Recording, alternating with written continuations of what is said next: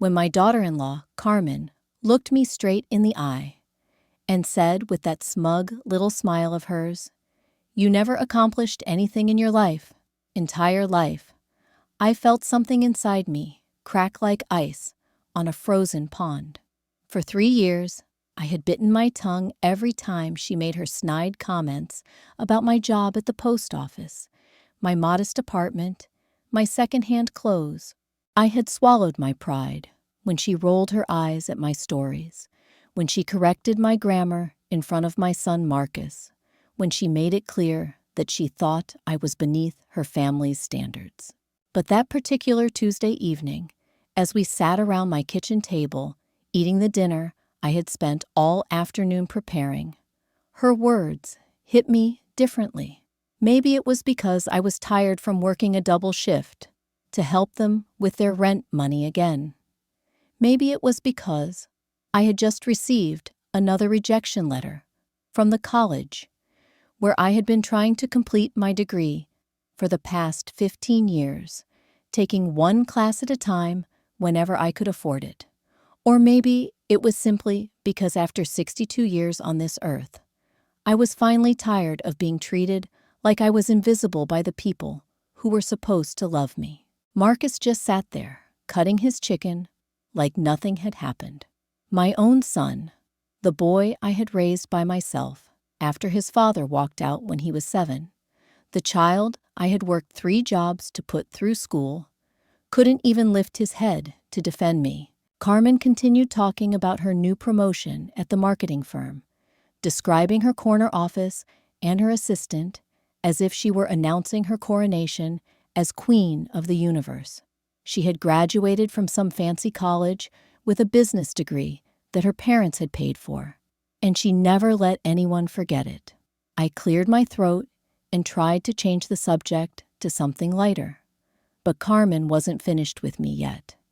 She launched into a detailed explanation of why people like me, people without proper education, would never understand the complexities of modern business.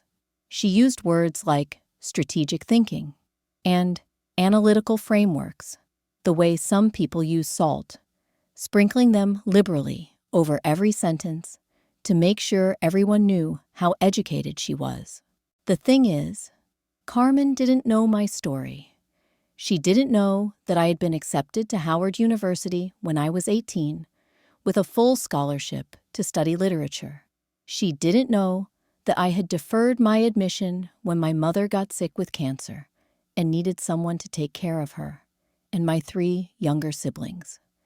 She didn't know that by the time my mother passed away 2 years later, my scholarship was gone, and my college fund had been spent on medical bills and keeping food on the table for my brothers and sister.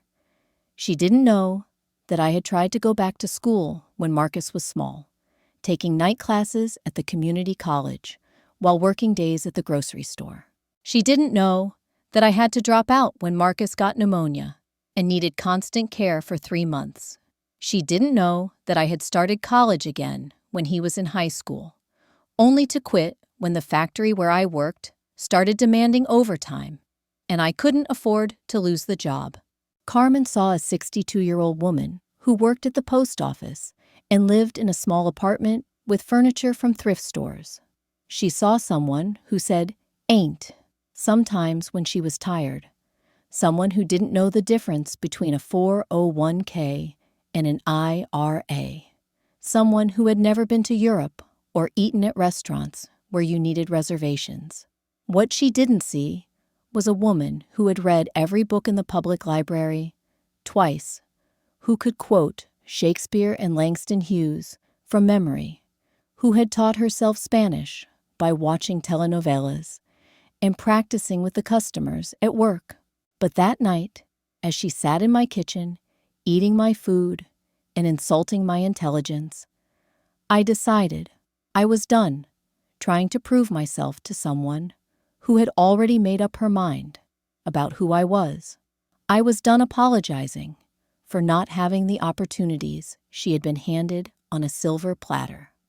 I was done feeling ashamed of the choices I had made to survive and to take care of the people I loved.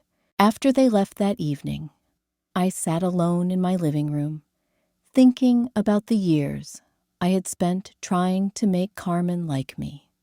I had bought expensive gifts I couldn't afford for her birthday and Christmas. I had babysat their dog when they went on vacation. I had listened to her complaints about her job, her friends, her mother-in-law on her father's side. I had offered advice when she asked for it and stayed quiet when she didn't. But it was never enough. In Carmen's eyes, I would always be the embarrassing mother-in-law who didn't fit into her carefully curated life. I would always be the woman who worked with her hands instead of her mind, who shopped at Walmart instead of Nordstrom, who drove a 15-year-old Honda instead of leasing a new BMW every 3 years, like she did. The next morning, I woke up with a strange sense of clarity. For the first time in years, I wasn't worried about what Carmen thought of me. I wasn't planning ways to impress her or win her approval. Instead, I found myself thinking about the literature class I had dropped the previous semester, when Marcus and Carmen had their financial emergency with the wedding costs. I thought about the professor who had told me I had a gift for analysis, that my essays showed insight in depth that impressed him. I called the college and asked about re-enrolling for the spring semester. The advisor told me that with my work experience and the credits I had accumulated over the years, I was closer to graduation than I had realized. If I took a full course load, I could finish my bachelor's degree in English literature within 2 years. The idea terrified and excited me in equal measure. That afternoon, I filled out the financial aid forms and sent in my application for readmission. I didn't tell Marcus or Carmen what I was doing. This was for me, not for them. This was about finishing something I had started 44 years ago, about proving to myself that it was never too late to accomplish your dreams. The irony wasn't lost on me that Carmen had finally motivated me to do something I had been putting off for years. Her cruel words had been the push I needed to stop making excuses and start taking action. While she saw my lack of formal education as a permanent character flaw, I saw it as an unfinished chapter in my story. 3 weeks later, I received my acceptance letter along with a financial aid package that would cover most of my tuition. I had been approved for the spring semester, and my advisor had worked out a schedule that would allow me to take evening classes while still working full-time at the post office. I hid the letter in my bedroom drawer like a secret treasure, pulling it out to read whenever I needed reminder that my life was about to change. Marcus called that weekend to ask if I could help them with their car payment. Their rent had gone up, and Carmen's commission check had been smaller than expected. As usual, they were living beyond their means and expecting me to bail them out. I had done it so many times before that it had become routine. They would call with an emergency, I would transfer money from my savings account, and they would promise to pay me back someday when they were more financially stable. But this time, instead of immediately agreeing to help, I told Marcus I needed to think about it. The tuition payment for my first semester was due in 2 weeks, and I had been planning to use part of my savings to cover what the financial aid didn't pay for. For once in my life, I was going to put my own goals ahead of their convenience. Marcus sounded shocked when I didn't give him an immediate yes. He had grown accustomed to my automatic generosity, to my willingness to sacrifice my own needs for theirs. Carmen got on the phone and reminded me that family was supposed to help family, that they had always been there for me when I needed support. The manipulation was so obvious that I almost laughed out loud. When had they ever been there for me? When I had the flu last winter and couldn't get out of bed for 3 days, did they bring me soup or check on me? When my supervisor at work was making my life miserable with impossible deadlines and constant criticism, did they offer emotional support or practical advice? When I had to put my elderly neighbor, Mrs. Johnson's cat, to sleep because she couldn't afford the vet bills, did they comfort me through one of the saddest days I had experienced in years? The answer to all of these questions was no. They were there when they needed money, when they needed free babysitting for their friends' children, when they needed someone to co-sign a loan because their credit wasn't good enough. But when I needed them, when I was struggling or hurting or simply wanted someone to talk to, they were always too busy with their own lives to spare me more than a few minutes of distracted attention. I told Marcus I would get back to him about the car payment, and I hung up before Carmen could launch into another lecture about family responsibilities. That night, I made my tuition payment online and felt a satisfaction I hadn't experienced in years.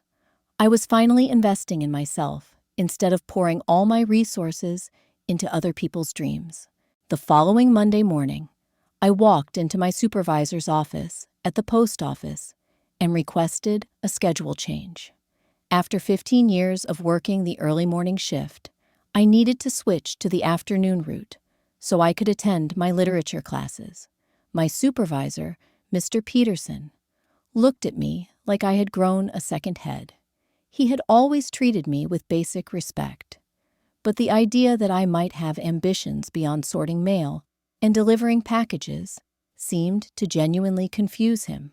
When I explained that I was going back to college, he leaned back in his chair and studied me for a long moment. Then he asked if I was having some kind of midlife crisis. The question stung, but I realized that to people like him, to people like Carmen, the idea of a 62-year-old Black woman pursuing higher education was so foreign that they could only explain it as temporary insanity. But Mr. Peterson was a practical man, and my request solved a problem for him. One of the younger employees had been asking for morning hours for months, so he agreed to the schedule change. Starting the following week, I would work from noon to 8 instead of 6 to 2. It would give me time to attend my 9 o'clock American literature class and my 11 o'clock composition workshop. The first day of classes felt like stepping into a different world. I had forgotten how nervous I could get, how my hands could shake when I was excited and terrified at the same time. The campus had changed dramatically since I had last taken classes 3 years ago. New buildings had sprouted up like mushrooms after rain, and the student body seemed younger and more diverse than ever. My literature professor, Dr. Williams, was a tall, elegant woman in her 50s who spoke about Toni Morrison and James Baldwin the way other people discussed their closest friends. She assigned us to read Beloved over the next 2 weeks and write a 5-page analysis of how Morrison used memory as both a weapon and a shield. As I walked to the bookstore to buy my copy, I felt a thrill of anticipation that I hadn't experienced in decades. The composition class was taught by a graduate student named Kevin, who couldn't have been more than 25 years old. He had the kind of earnest enthusiasm that made me remember why I had fallen in love with literature in the first place. When he asked us to introduce ourselves and explain why we were taking the class, I found myself telling 20 strangers about my dream of finishing my degree and maybe even teaching someday.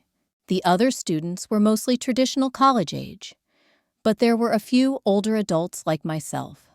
A woman named Patricia was returning to school after raising 4 children. A man named Robert was using his GI benefits to get the education he had put off for 20 years. We formed an unlikely study group, meeting at the campus coffee shop every Thursday afternoon to discuss our assignments and share our struggles. For the first time in years, I had somewhere to go where people were interested in what I thought rather than what I could do for them. When I analyzed the symbolism in a poem or defended my interpretation of a character's motivation, my classmates listened and responded with genuine engagement. Nobody cared that I worked at the post office or that my clothes came from Target. What mattered was whether my ideas had merit and whether I could support them with evidence from the text. Marcus called me twice during my first week of classes, both times asking for money. The first call was about groceries, the second about a late fee on their credit card. Both times, I told him I was busy with schoolwork and couldn't talk long. The confusion in his voice was almost comical. He had never heard me use the phrase schoolwork before, and he clearly didn't know how to process this new version of his mother. Carmen left me a voicemail the following Tuesday, her tone dripping with the kind of false sweetness she used when she wanted something important. She had heard from Marcus that I was taking some classes at the community college, and she thought it was wonderful that I was keeping myself busy now that I was getting older. She hoped I wasn't overextending myself financially and reminded me that education was expensive and might not be the best investment at my age. The condescension in her voice made my jaw clench, but it also strengthened my resolve. She still saw me as a foolish old woman playing at being a student, wasting money that could be better spent helping her and Marcus maintain their lifestyle. She had no idea that I was excelling in my classes, that my professors had started using my essays as examples for other students, that Dr. Williams had suggested I consider graduate school after finishing my bachelor's degree. 3 weeks into the semester, I received my first graded assignment back from Dr. Williams. She had given me an A- and written a note at the top of the paper that made my eyes fill with tears. Exceptional insight and analysis. You have a natural gift for literary interpretation. Please see me during office hours to discuss your academic goals. I scheduled a meeting with her the next day, walking into her cramped office with my heart pounding like I was 16 again. Dr. Williams offered me tea and asked about my educational background. When I explained my long, interrupted journey through higher education, she nodded with understanding rather than pity. She had seen many students like me, she said, people who had been forced to put their dreams on hold, but had never stopped learning or growing. She pulled out my transcript and showed me that I was only 36 credit hours away from graduation. With careful planning and perhaps a summer session, I could finish my degree in less than 2 years. More importantly, she thought I had the potential to pursue graduate work if I was interested. The English department offered teaching assistantships that would allow me to earn money while working on a master's degree. The possibility of becoming a college instructor, of standing in front of a classroom, and sharing my love of literature with young minds seemed almost too wonderful to believe. I had taught Sunday school at my church for years and had always enjoyed the experience. But the idea of teaching at the university level felt like reaching for the moon.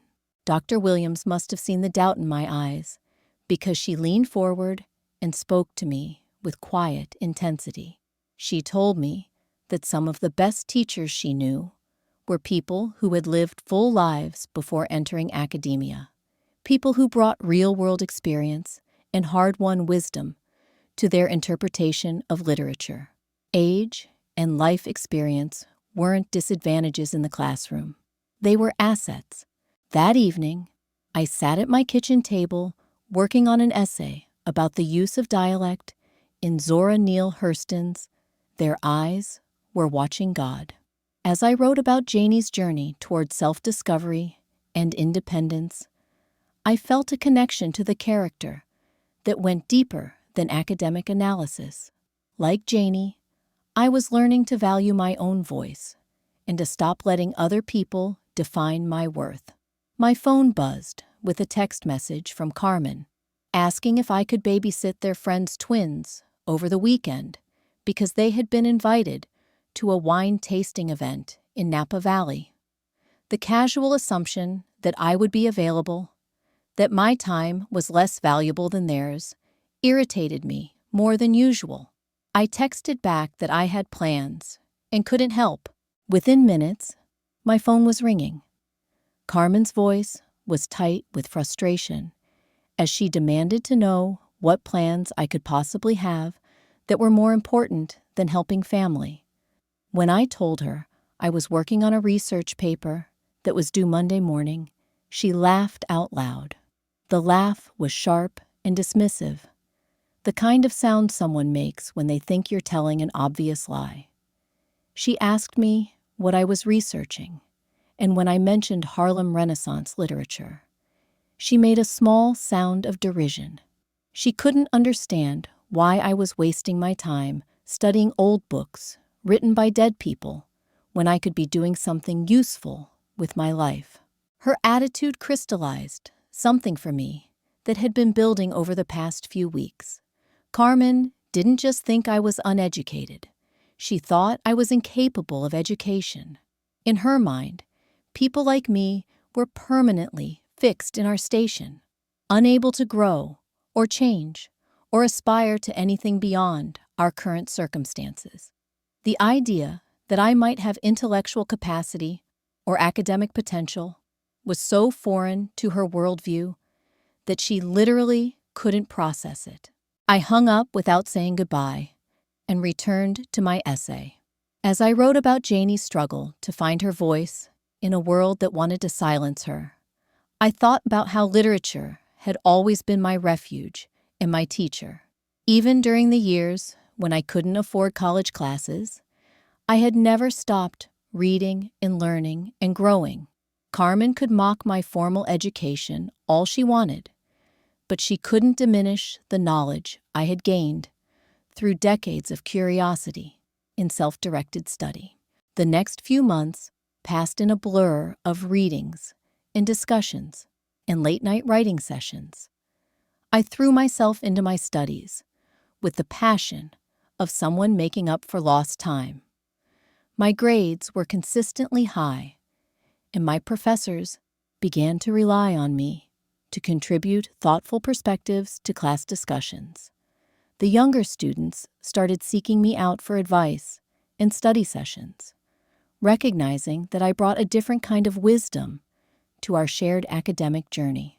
Marcus and Carmen's financial requests became more frequent and more urgent as spring progressed. Their rent had increased again, Carmen's car needed expensive repairs, and they had accumulated credit card debt that they couldn't manage on their own. Each time they called, asking for help, I found myself weighing their needs against my own goals and dreams. The old me would have emptied my savings account without question, would have worked extra shifts and skipped meals to make sure they were comfortable. But the new me, the me that was rediscovering my intellectual potential and academic passion, had different priorities. I started saying no more often, explaining that I had educational expenses of my own to consider. Their frustration with my changing priorities became increasingly obvious. Marcus accused me of being selfish, of caring more about my hobbies than about my family's well-being.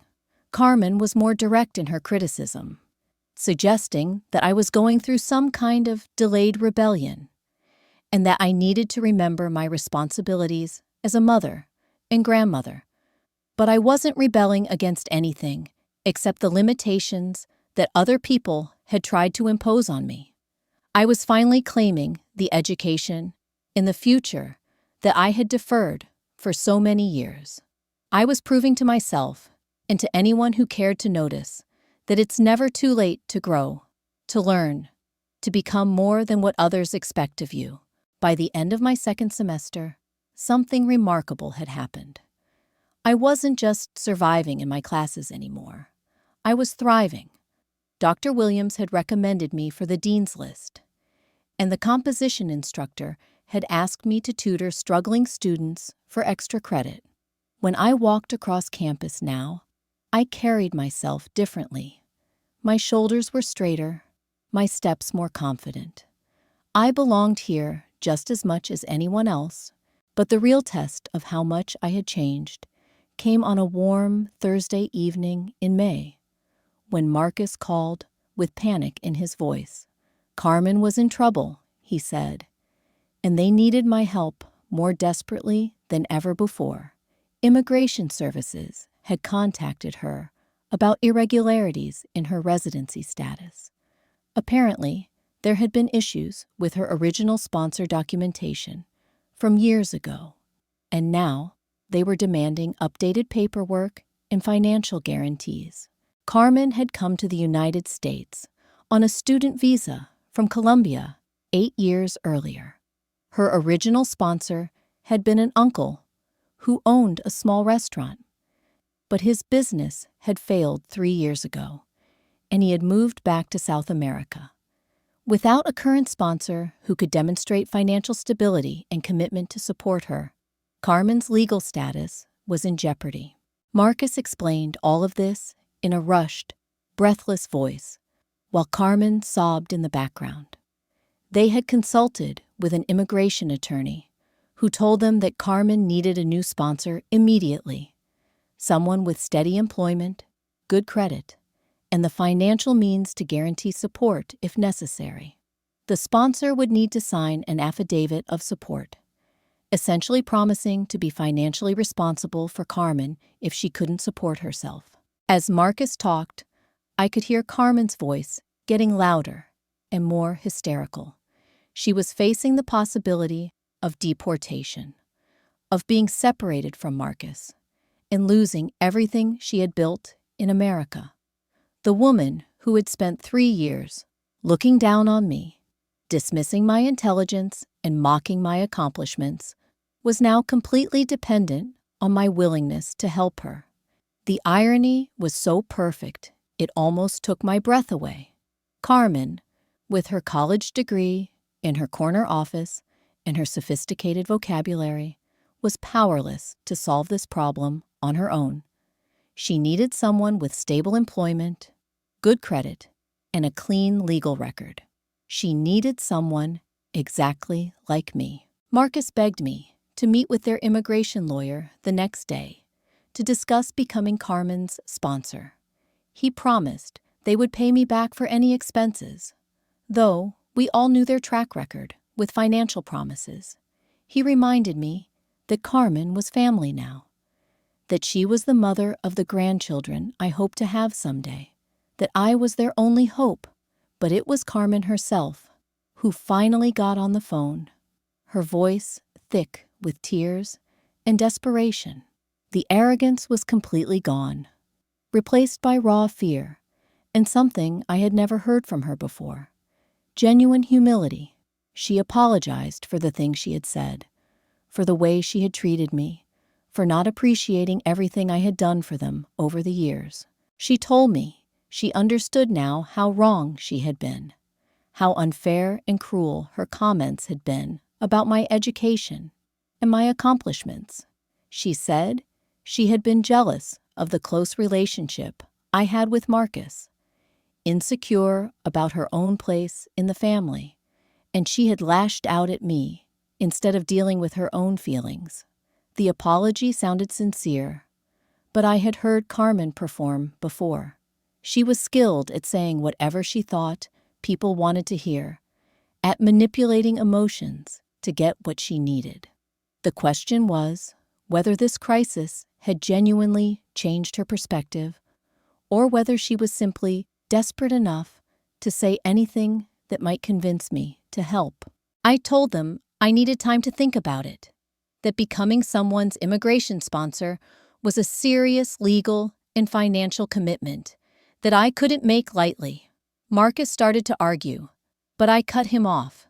This wasn't a decision I was going to rush into just because they were panicking. That night, I sat in my living room with my laptop, researching exactly what it meant to be an immigration sponsor. The financial requirements were significant. The legal obligations extensive.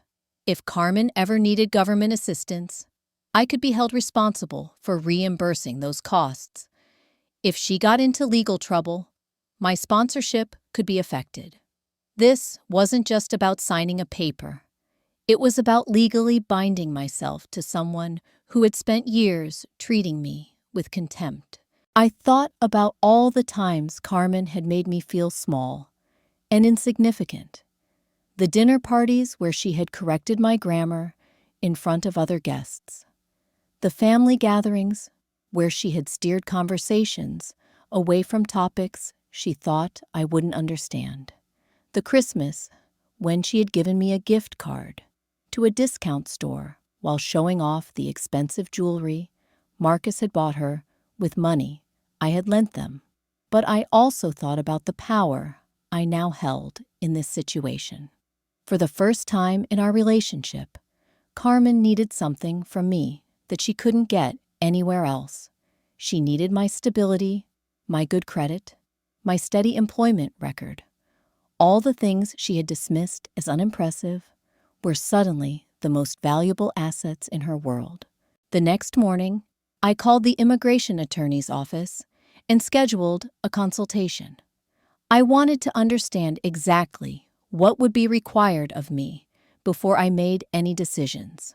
The lawyer, a sharp woman named Ms. Rodriguez, explained the process in detail. The sponsor needed to demonstrate income at least 125% above the poverty line, provide tax returns and employment verification, and sign documents accepting financial responsibility. She looked over my employment records and financial statements with professional efficiency. I qualified easily, she said. My 15 years at the post office showed employment stability. My credit score was excellent, and my income was well above the required threshold.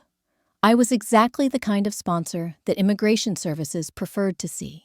As she talked, I found myself thinking about how different this conversation would have been 3 years ago. Back then, I would have felt apologetic about my modest income, embarrassed about my simple job, defensive about my financial situation. Now, I saw these things as assets, as proof of my reliability and responsibility. Ms. Rodriguez explained that the sponsorship process would take several months and cost thousands of dollars in legal fees and government filing costs. Someone would need to pay those expenses up front, and there was no guarantee of success. Immigration cases were complicated, and Carmen's situation was particularly challenging because of the problems with her original sponsorship. I asked about the consequences if I decided not to sponsor Carmen.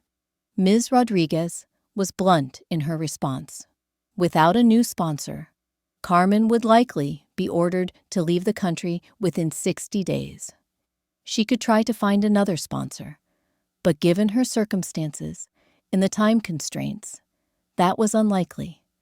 She could also try to adjust her status through marriage to Marcus, but that process would take even longer and had its own complications. When I left the lawyer's office, I had all the information I needed to make an informed decision. Carmen's future in America was entirely in my hands. The woman who had told me I had never accomplished anything was completely dependent on my willingness to vouch for her worthiness to remain in the country. I drove home slowly, taking the long route through the neighborhood where I had lived for 20 years. I passed the community college, where I was now a successful student, the post office, where I was a respected employee, the church, where I taught Sunday school to children who looked forward to my lessons every week.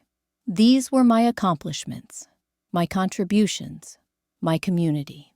That evening, Marcus and Carmen came to my apartment to hear my decision. Carmen looked like she hadn't slept in days. Her usual perfect makeup was absent, her designer clothes replaced by jeans, and a simple sweater. She sat on my couch with her hands folded in her lap, like a child, waiting to hear whether she was in trouble. Marcus paced around my living room, too nervous to sit still. He kept starting sentences and then stopping, clearly wanting to influence my decision, but afraid to say the wrong thing. The dynamic in the room was completely different from any previous visit. They were in my space, asking for my help, waiting for my judgment. I let them sit in uncomfortable silence for several minutes while I made myself a cup of tea. When I finally sat down across from them, Carmen's eyes were bright with unshed tears. She started to speak, but I held up my hand to stop her. I told them I had spent considerable time thinking about their request and consulting with the immigration attorney. I understood the seriousness of the situation and the urgency of their timeline. I also understood exactly what would be required of me if I agreed to become Carmen's sponsor. Carmen leaned forward, hope flickering in her eyes. She started to thank me, assuming I was about to agree to help, but I wasn't finished talking. I reminded them of the conversation we had had in this very room 3 months ago, when Carmen had looked me in the eye and told me I had never accomplished anything in my life. I asked her if she remembered dismissing my education, my job, my entire existence as meaningless and unimpressive. Carmen's face flushed red. She stammered an apology, saying she hadn't meant those things, that she had been stressed about work and had spoken without thinking. But we all knew that wasn't true. Those words had come from a place of genuine contempt, from years of looking down on me and everything I represented. I stood up and walked to my bookshelf, pulling out my latest research paper, the one that had earned me an A+ in a personal note of congratulation from Dr. Williams. I showed them the letter from the English department inviting me to apply for the graduate program with a teaching assistantship. I explained how my professors had praised my analytical skills and encouraged me to consider pursuing a master's degree.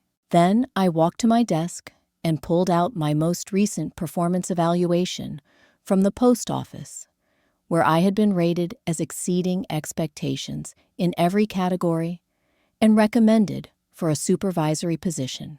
I showed them the thank you cards from customers who appreciated my service, the commendation letters that had gone into my personnel file. These were my accomplishments, I told them.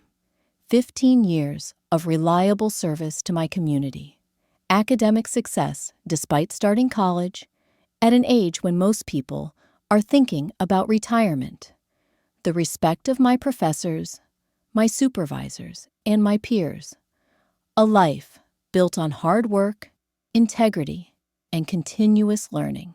Carmen sat frozen on my couch as the full weight of the situation became clear to her.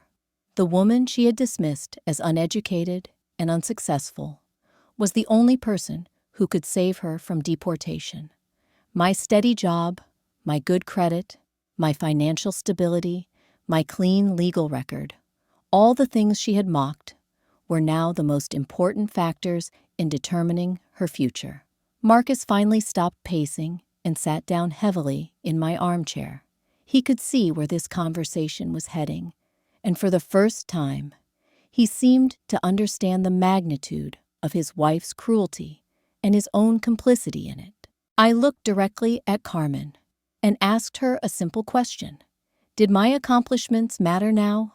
Did my education, my job, my financial stability suddenly seem important to her? Was I still the failure she had described to anyone who would listen? She couldn't answer. The words stuck in her throat because we both knew the truth. She needed me now, needed everything about me that she had spent years belittling and dismissing. Her superior education meant nothing if she couldn't stay in the country to use it. Her corner office and her assistant and her business degree were worthless if she was forced to return to Colombia. I let the silence stretch between us until it became unbearable. Then, I delivered the words that had been building inside me for months, the response to years of condescension and disrespect. I told Carmen that I had given her request serious consideration, but I had decided that I couldn't, in good conscience, sponsor someone who had such little respect for me and my accomplishments. How could I legally vouch for someone who had repeatedly demonstrated that they considered me beneath their notice? A sponsor, I explained, needed to believe in the person they were supporting, to trust in their character and their contributions to American society. But Carmen had made it clear that she saw no value in the kind of life I had built, no worth in the kind of person I was. How could I sign documents swearing that she would be a positive addition to our country when she had shown nothing but contempt for the citizens who were already here? Carmen finally found her voice, begging me to reconsider, promising that she had learned her lesson and would never treat me disrespectfully again. But her desperation only confirmed what I already knew. She wasn't sorry for how she had treated me. She was sorry that her treatment of me now had consequences she couldn't escape. Marcus tried a different approach, appealing to my love for him, reminding me that he was my son and that his happiness depended on Carmen staying in the country. But I had spent too many years sacrificing my own needs for his happiness, enabling his poor choices, and protecting him from the natural consequences of his actions. I told them both that this was a learning opportunity, a chance for them to understand that actions have consequences and that treating people poorly eventually catches up with you. Carmen was facing deportation, not because I was cruel or vindictive, but because she had systematically destroyed any goodwill or obligation I might have felt toward her. As they prepared to leave that evening, defeated and desperate, Carmen made one last attempt to change my mind. She offered to pay me for the sponsorship, to sign over her car as collateral, to do anything I wanted if I would just agree to help her. The offer of payment was particularly insulting, as if my principles were just another commodity that could be purchased with enough money. I walked them to the door and told them I hoped they would find another solution to their problem, though we all knew that was unlikely. As I closed the door behind them, I felt no satisfaction or joy in their pain, but I felt something I hadn't experienced in years: the power that comes from valuing yourself enough to demand respect from others. That night, I returned to my studies with a clear conscience and a renewed sense of purpose. I had work to do, papers to write, a future to build. My accomplishments were calling, and for the first time in my life, I was answering that call without apology or hesitation. The following weeks brought a strange kind of peace to my life. Without the constant drama of Marcus and Carmen's financial emergencies, I found myself with more time and energy to focus on my studies. My research paper on the symbolism of flight in Toni Morrison's Song of Solomon had earned praise from Dr. Williams, who suggested I present it at the undergraduate research conference in the fall.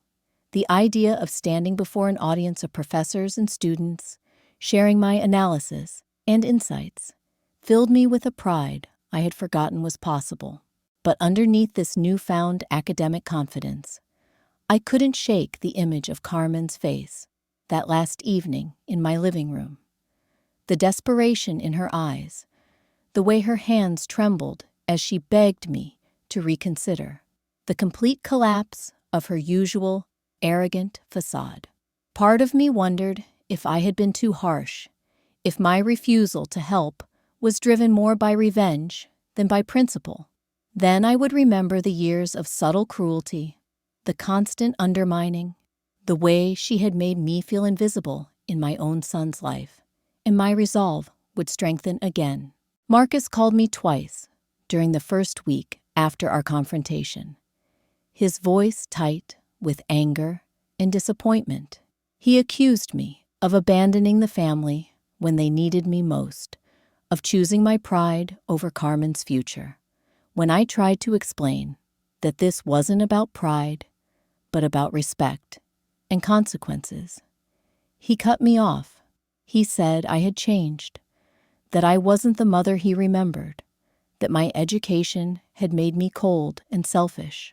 His words stung because they contained a grain of truth. I had changed. The woman who used to drop everything to solve their problems, who measured her worth by how much she could give and how little she asked for in return, was indeed gone. In her place was someone who understood that love without respect was just exploitation dressed up in prettier clothes. Someone who recognized that enabling bad behavior wasn't kindness, it was cowardice. The silence from their end of the family stretched into weeks. My phone, which used to ring constantly with requests for money or babysitting or emotional support, remained stubbornly quiet. At first, the absence of their demands felt liberating. I could plan my evenings around studying instead of around their latest crisis. I could spend my Saturdays at the library or the coffee shop with my study group instead of running errands for them or listening to Carmen complain about her job. But as the days turned into weeks, I began to wonder what was happening in their lives. Had they found another sponsor for Carmen? Had they managed to scrape together the money for legal fees? Was she still in the country, or had immigration services already begun deportation proceedings? The not knowing created an uncomfortable tension in my chest, a constant, low-level anxiety that followed me through my daily routines. My study group noticed my distraction during our Thursday afternoon sessions. Patricia, the mother of 4 who had become my closest friend among my fellow non-traditional students, pulled me aside after class one week and asked if everything was all right. I found myself telling her the whole story, from Carmen's years of condescension to the immigration crisis to my decision to refuse sponsorship. Patricia listened without judgment, nodding occasionally and asking clarifying questions. When I finished, she was quiet for a long moment, stirring her coffee and looking out the window at the students hurrying between buildings. Finally, she turned back to me with a slight smile. She told me about her own experience with family members who had taken her generosity for granted. Her eldest daughter had lived with Patricia and her husband for 3 years after college, contributing nothing to household expenses while working full-time and saving money for a house. When Patricia finally asked her to start paying rent or find her own place, the daughter had accused her of being greedy and unsupportive. The daughter moved out in a huff, barely speaking to Patricia for over a year. But eventually, Patricia said, the daughter came back with a genuine apology and a new understanding of what it meant to be an independent adult. Sometimes people needed to face consequences before they could learn to value what they had been taking for granted. Sometimes love meant allowing people to struggle instead of constantly rescuing them from their own poor choices. Her words gave me comfort, but they didn't completely ease my worry about Carmen's situation. Despite everything she had put me through, I didn't want her to be deported. I wanted her to learn respect and humility, not to have her life destroyed. The line between natural consequences and cruel punishment felt thinner than I had expected.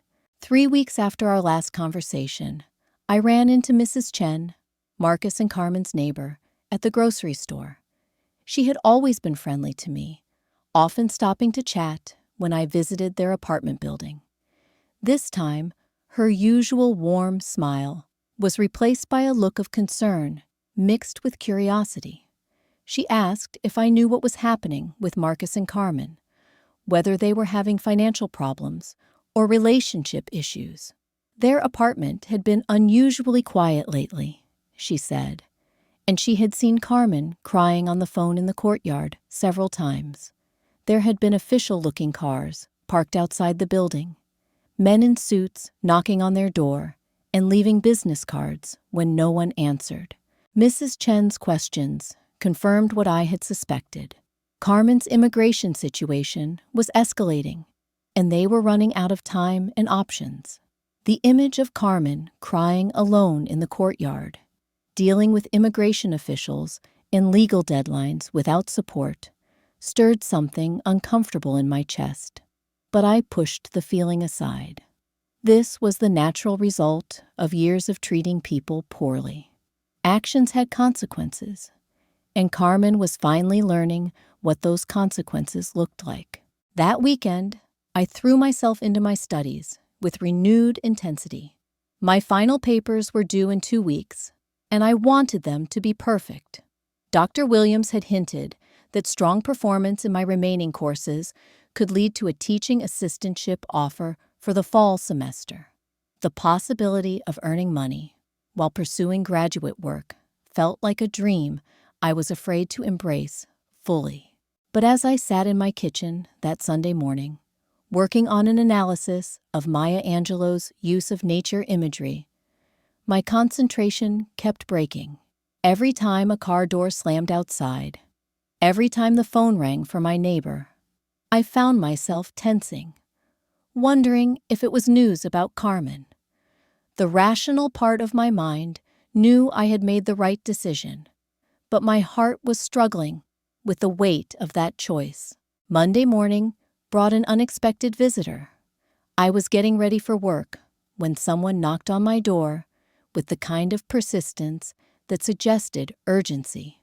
Through the peephole, I saw a young woman I didn't recognize, professionally dressed and carrying a briefcase. When I opened the door with the chain still attached, she identified herself as Maria Santos from Catholic Charities Immigration Services. She explained that she was working with Carmen on her case and had been given my name as a potential sponsor. She wondered if she could speak with me about the situation, to explain the process and address any concerns I might have. Her tone was respectful and professional, without the desperation that had characterized my last conversation with Marcus and Carmen. I invited her in and made coffee while she spread documents across my kitchen table. Ms. Santos had a calm, methodical way of explaining complex legal concepts that reminded me of my favorite professors. She walked through Carmen's case, step by step, showing me the timeline, the requirements, the potential outcomes. Carmen's situation was indeed precarious, she confirmed. Her original sponsor's business failure had created gaps in her documentation that immigration services were now scrutinizing closely. Without a new sponsor, she would likely receive a deportation order within the next month. The legal fees for fighting the order would be substantial, and success was far from guaranteed. But Ms. Santos also explained something that neither Marcus nor Carmen had mentioned. If Carmen was deported, it would likely trigger an automatic ban on re-entry to the United States for several years. Even if she later married Marcus, she wouldn't be able to return immediately. They would be separated for an indefinite period, possibly permanently, if Marcus couldn't afford the legal costs of bringing her back. As I listened to this information, I felt the weight of my decision settling more heavily on my shoulders. I wasn't just refusing to help Carmen with a temporary inconvenience. I was potentially condemning her to years of separation from the life she had built, from the man she loved, from the country that had become her home. Ms. Santos seemed to sense my internal struggle. She leaned back in her chair and studied me with kind but perceptive eyes. She said she had worked with hundreds of immigration cases over the years, and she could usually tell within minutes whether a potential sponsor was genuinely committed to helping or just going through the motions to appease family pressure. She asked me directly what my concerns were about sponsoring Carmen. Was it the financial risk, the legal obligations, the time commitment? I found myself explaining the history of our relationship, the years of disrespect and condescension, the way Carmen had systematically undermined my confidence and dismissed my worth. Ms. Santos nodded thoughtfully as I talked. When I finished, she was quiet for several moments, organizing the papers on my table with careful precision. Finally, she looked up at me and said something that surprised me with its directness. She told me that in her experience, immigration crises had a way of revealing people's true character. Some people rose to the occasion, showing courage and humility they had never displayed before. Others doubled down on their worst traits, becoming more manipulative and entitled when faced with consequences. The question, she said, wasn't whether Carmen deserved my help, but whether I could live with the consequences of withholding it. Her words forced me to confront the question I had been avoiding. Was my refusal to sponsor Carmen about teaching her a lesson, or was it about punishing her for the pain she had caused me? Was I choosing justice or revenge? And more importantly, could I live with myself if Carmen was deported and separated from Marcus for years because of my decision? Ms. Santos packed up her documents and prepared to leave. But before she reached the door, she turned back to me with one final observation. She said that sometimes the most powerful thing a person could do was help someone who didn't deserve it, not because it was fair or because they had earned it, but because it demonstrated a strength of character that transcended personal grievances. After she left, I sat alone in my kitchen, staring at the coffee cups we had used and thinking about the choice before me.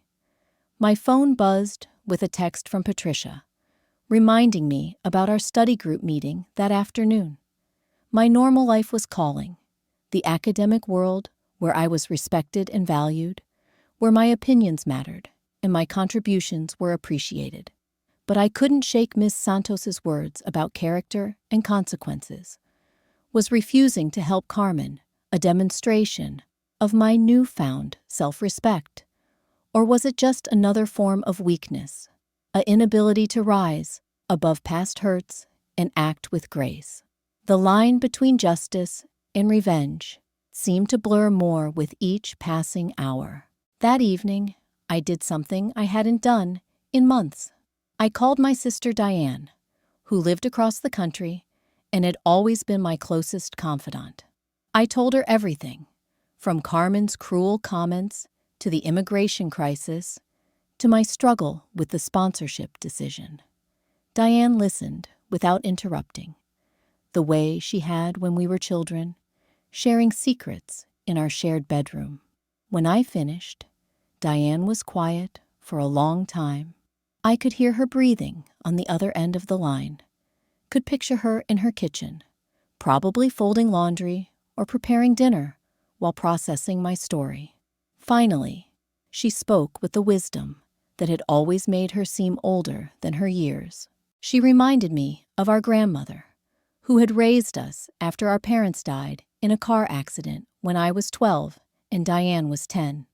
Grandma Ruby had worked as a domestic worker for wealthy white families, enduring daily indignities and casual cruelty that would have broken a lesser woman. But she never let their treatment make her bitter or small.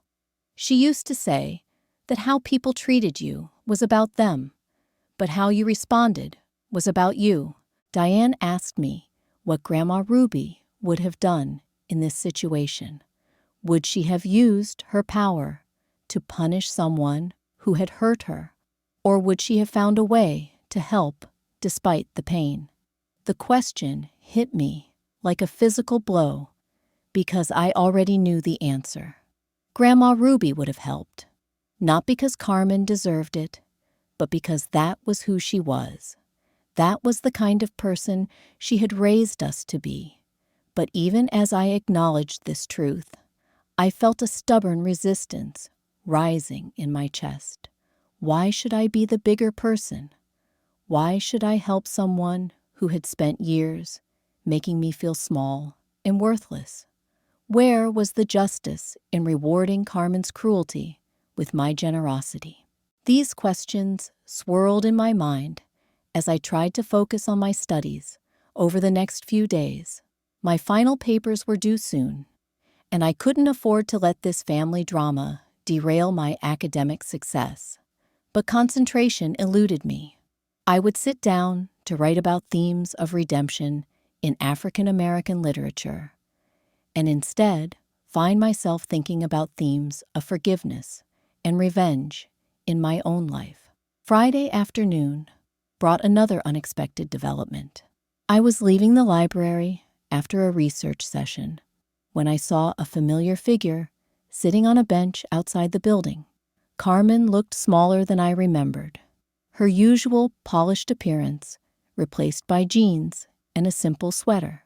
She had been crying, her eyes red and puffy, her carefully maintained composure completely absent. She stood up when she saw me, her movements tentative and uncertain. For a moment, we just looked at each other across the sidewalk, two women whose lives had become entangled in ways neither of us had anticipated. Then, Carmen took a step toward me, her voice barely above a whisper, as she asked if we could talk. I found myself nodding, despite every instinct telling me to walk away. We sat on the bench together, an uncomfortable distance between us, both staring at the students passing by, instead of looking at each other. Carmen began to speak, her words halting and broken, so different from her usual confident pronouncements. She told me that the immigration hearing had been scheduled for the following week. Without a sponsor, she would almost certainly be ordered to leave the country within 30 days. Marcus had been trying to find someone else to help, but their friends either didn't qualify financially or were unwilling to take on the legal responsibility. Her uncle in Colombia had offered to let her stay with him, but leaving would mean abandoning everything she had worked for over the past 8 years. As she talked, I studied her profile, noting the way her hands shook slightly and how she kept swallowing as if fighting back tears. This was not the confident, condescending woman who had dismissed my accomplishments and mocked my education. This was someone facing the complete destruction of her carefully constructed life, someone who had finally learned what it meant to be powerless. But even as I felt a flicker of sympathy for her situation, I couldn't forget the years of casual cruelty, the dinner parties where she had corrected my grammar, the family gatherings where she had steered conversations away from topics she thought were beneath her notice. Sympathy and forgiveness were two different things, and I wasn't sure I was capable of either. Carmen finally turned to look at me directly, her eyes searching my face for any sign of softening. She said she knew she had no right to ask for my help after the way she had treated me. She knew her apologies were too little and too late, but she was asking anyway, not because she deserved my mercy, but because she had nowhere else to turn. Her honesty was more compelling than any of her previous attempts at manipulation. She wasn't trying to convince me that she had been misunderstood or that her cruelty had been justified. She was simply acknowledging her failures and asking for grace she knew she hadn't earned. But acknowledgement wasn't the same as change, and desperation wasn't the same as genuine remorse. How could I know whether Carmen's humility was real or just another performance designed to get what she needed? How could I trust someone who had shown me nothing but contempt for years? As we sat on that bench outside the library, surrounded by students heading to classes and pursuing their dreams. I realized that the decision I made would define not just Carmen's future, but my own character, the woman I was becoming, the educated, confident person who had finally learned to value herself, would have to live with whatever choice I made. The question was no longer what Carmen deserved, but what kind of person I wanted to be. Sometimes, the hardest lessons in life come wrapped in the most unexpected packages. Carmen was deported 3 weeks later, and I watched from my living room window as Marcus helped her carry her suitcases to the taxi that would take her to the airport. I felt no joy in her tears, no satisfaction in her defeat, but I also felt no regret about my choice. You see, respect isn't something you can demand or buy or manipulate out of people. It's something you earn through your actions. And Carmen had spent years proving she didn't value mine. When she needed me most, I simply returned the same energy she had given me all along. My accomplishments did matter, just not to her rescue.